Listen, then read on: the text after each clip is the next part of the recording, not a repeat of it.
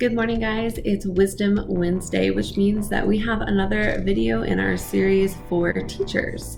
I'm Jessica Senesac with Chalk It Up to Crop Educators Edition, and I'm here to talk to you today a little bit about grouping your students. So our students, the first day of school, will walk into your classroom and say, "Oh no, we're in groups." But once you keep them in groups every day and you have them get really used to working in groups and you utilize the group setting to the most optimal way you can, and I'll go into that in a minute, you will see that whenever you put your kids in rows, they'll kind of freak out. It's hysterical. They're like, "Oh no, we're having a test. What's going on? Why? I want to go back into my group." And so they will stop complaining and instead be upset when they are not in groups. So there are lots of ways to utilize your groups.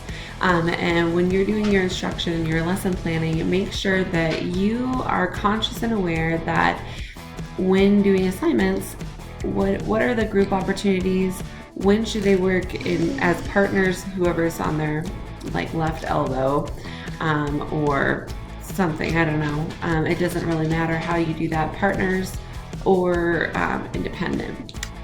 What does matter is how many kids are in your groups. So you want 4 kids is like the best number if you can get 4 in a group. 3 to 5 really works. Anything less than 3 is too little, and anything above 5 is too much. So it gets a little out of hand management wise, and less kids have jobs. The big thing now is that most classrooms have access regularly to computers. It may not be every day. Some of you do, which I'm so jealous. You now have Google Apps. And what's great is as soon as one group member makes a copy of the Google Doc you sent them, say you have a bunch of questions for them to type and research, one student makes a copy and then shares it to only the kids in their groups. Then you have each person type in a different color, and not only do you see the different color, but when you highlight it, you can see their name pop up because they're using their student login, and they have their full name on there. So wherever they type and they say, "I'm green," in fact, yes, I can see that Jody is the one who typed in green here, and this is little Ralphie. I don't know where I'm getting those names, but what's really great is that they can work together and you can see exactly how much work each person is doing because there's like a little editing section. So utilize all the Google apps that you can. This will apply to slides and sheets and all that good stuff. Google Sites is another thing that is great for them to all be working on at the same time. Give them each a tab so they're all being the master of one section. And then you've got, say your whole topic is of mice and men.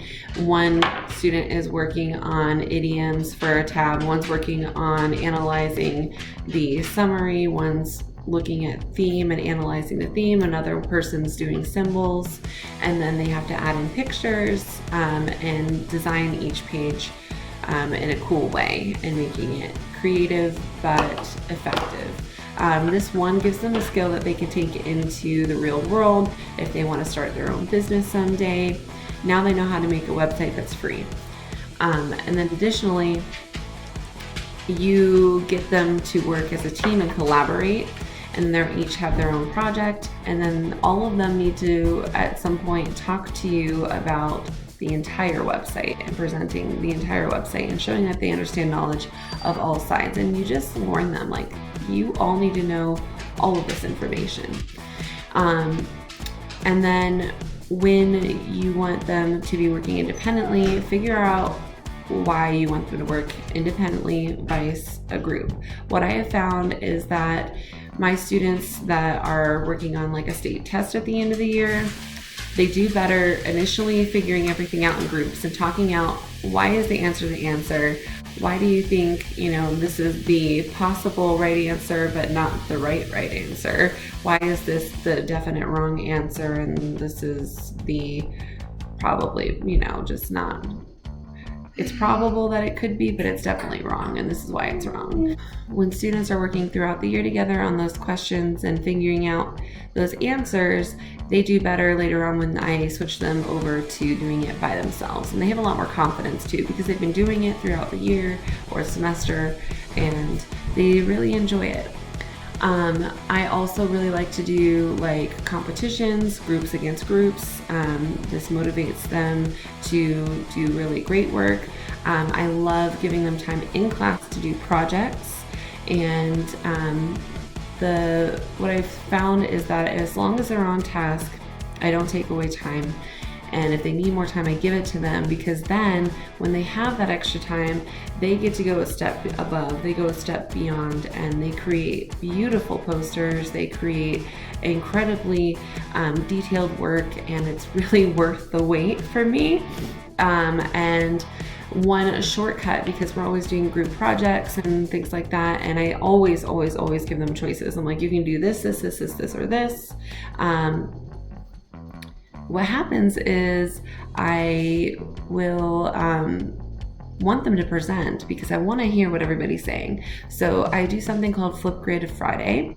And so groups every Friday have to do a Flipgrid. So it's a video and there's questions, and they have to either discuss a topic or reenact something, do a skit, and they get time to be creative, or they get time to like create their own little newscast or a podcast, or just answering the questions and making it a discussion. And I make the requirements, hey, you guys have to talk to each other about the question. It needs to be a back and forth discussion. Everyone has to talk. No cell phones out, no headphones, no hoods, no hats, no cursing. For some reason, you have to let them know those things, because they think the rules have changed since, starting a video. But they get used to those Flipgrids every week. And then what you can do is, when they do a project Friday, have them create a video presentation. So now, instead of spending the entire class period, sometimes 2 days, of presenting, because it takes so long to get through presentations, they're all doing it all at once, and there is no who gets to go first, who gets to go last. This is a really, really helpful tip. Please utilize it. Obviously, there's sometimes where you want them to present, like if you want to do like debates and things like that and have kids at the front of the classroom. That's totally different, and super fun when you get to have those moments. But you have to pick and choose when you're going to do what, and how you're going to save time, and when you should save time and when you shouldn't. All in your best judgment. Another great group activity that I love is doing stuff around the room. So maybe there's QR posters, and each group is at their own poster at first, where, like I said, group 1, go to this one. Group 2, you're over here. And then everybody's at their group poster. Then you can set a timer. They do the activity, scan the QR code, they work together, fill out their charts. When the timer goes off, they have to go to the next one, and then they have to get information from all of it. It's like a gallery walk, right? Other things to make groups more enhanced is to have them come up with their group name, make it like calling them tribes instead of groups, give them some sort of, words that will connect them and make them a bigger, better team. And then always giving the expectation and giving choices. So here's 3 texts that you are allowed to read in your group. Pick one, and that's going to be your one group work text. And then here's a list of texts I want you to read, but this is your independent one. So pick one, and you have to do it independently.